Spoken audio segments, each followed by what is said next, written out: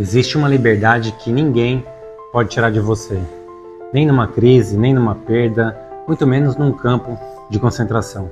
E se você ficar até o final, você vai entender exatamente qual que é essa liberdade.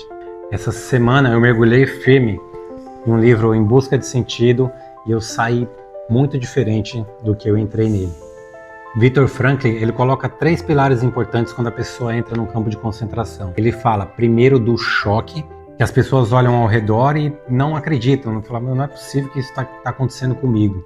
Outros acreditam que aquilo ali vai acabar muito rápido. E isso nada mais era do que uma tentativa de enganar o próprio coração. Na vida acontece igualzinho, geralmente o diagnóstico ele é super inesperado. Por exemplo, uma demissão, uma traição, uma perda. No hospital, por exemplo, no hospital o choque geralmente é visível. O corpo ele tá ali, mas a mente não absorveu. Mas o choque ele não é fraqueza, ele é normal, é do ser humano. Mas aqui começa a grande diferença. Alguns ficam ali presos no choque, outros conseguem atravessar. E isso nos leva ao segundo estágio, que depois do choque ele fala que vinha a apatia. E não era sobre frieza, era sobre sobrevivência.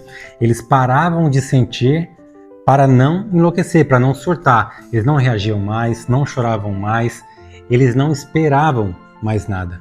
E na vida moderna, nos tempos de hoje, isso acontece o tempo inteiro de maneira só que mais silenciosa. Tem gente que não está indiferente, só está anestesiado. No hospital, às vezes, um paciente ele não perdeu a fé, ele só perdeu a energia, é algo emocional.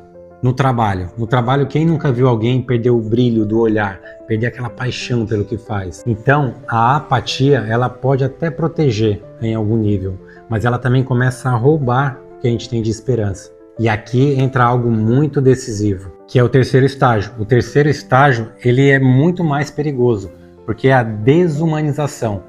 Quando você deixa de se enxergar como uma pessoa e passa a se enxergar como um simples número. Lá no campo de concentração ele fala que tem as tatuagens, né? Mas na vida real pode ser vários outros rótulos. Você pode ser chamado de fracassado, ser chamado de doente, você pode ser chamado de incompetente, de velho, de substituível. Você pode até perder a mobilidade por algum motivo, mas você só não pode perder o seu valor. No esporte você pode até perder uma prova, mas você não vai deixar de querer ser um atleta ou de querer ser alguém que cuida do seu corpo, da sua saúde diariamente. Frankl conseguiu perceber algo impressionante, que alguns mantinham a dignidade mesmo ali.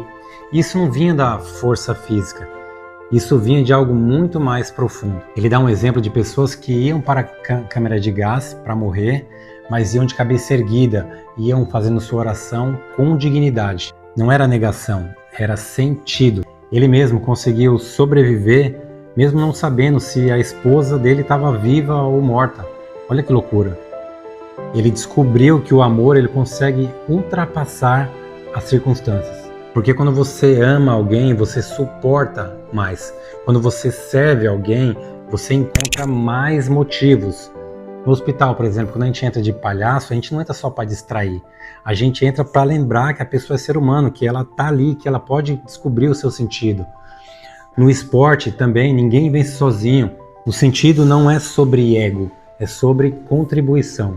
E agora aqui está aquela liberdade que eu te prometi no começo que ninguém pode te tirar, que é a liberdade de escolher a sua postura. O autor ele fala que tudo pode ser tirado de um homem, de uma pessoa, menos uma coisa: escolher como responder.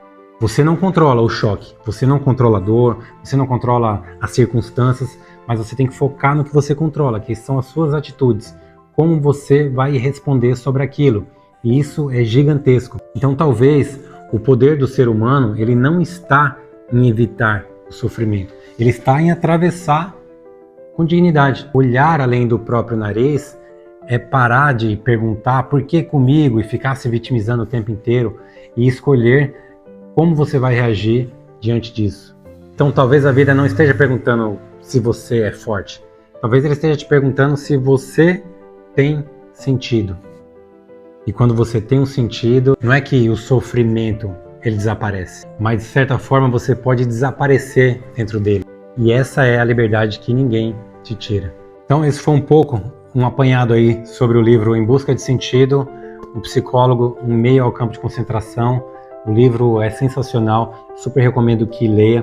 Toda semana a gente lê um livro aqui e traz esse vídeo mais longo com algumas reflexões sobre o livro, como a gente pode ser melhor enquanto voluntário, enquanto palhaço hospitalar, enquanto servir, enquanto pai de família, enquanto marido, no trabalho, enfim, na vida de diversas formas. Então, a gente aprende com o poder dos grandes seres humanos, aplica, pratica e depois busca ensinar, passar para frente aí. Então, quando a gente melhora o dia de alguém, o nosso melhora também. Sempre falo que lá no hospital, um sorriso atrelado à fé e esperança pode mudar tudo.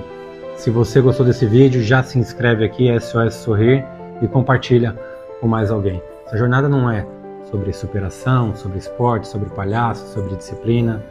É sobre o poder do ser humano. A gente não precisa ter uma capa, buscar ser herói. A gente muitas vezes só precisa ser humano.